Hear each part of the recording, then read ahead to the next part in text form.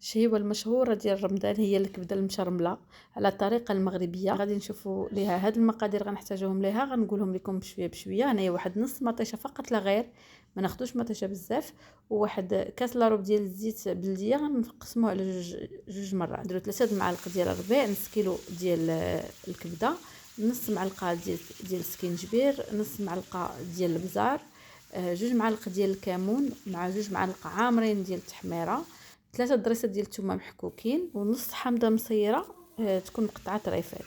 هنايا غناخذ واحد شويه ديال السودانيه، واحد راس المعلقه، وعصير ديال نص حامضه. هنا غنحيد العظيمات، واللي غنقدر ننصحكم به هو ان هاد الكبده هادي ما كتصلحش طيب وتبقى تبرد اولا طيب بزاف ديال الوقت. عندها فقط 5 دقائق كتكون موجوده، يعني لا نحتاجوها في رمضان نخليوها 5 دقائق قبل المغرب عاد نبداو فيها. هنايا درت 2 معالق عامرين مزيان ديال القزبر حبوب، وضفت الملحه، وكنضيف شويه داك الكماله ديال الزيت البلديه اللي قلت لكم كاس لاروب، وتنضيف ليها الزيتون سوا مسلاله. الا كتبغيو مسلاله ما كاين شي كديروا الزيتون الاحمر، كتجي اكثر من رائعه. نتمنىكم تجربوها بالطريقه ديالي، كتجي مدغمره غزاله بنينه بلا كثره مطيشه بلا كثره البصله، كتجي فنه فنه فنه. ذوقوها بهكا بالحامض مصير وفليفله حمراء، ونقدموها مع كويس اتاي وشويه الفريت، كتجي روعه. ولايك لايك هاي.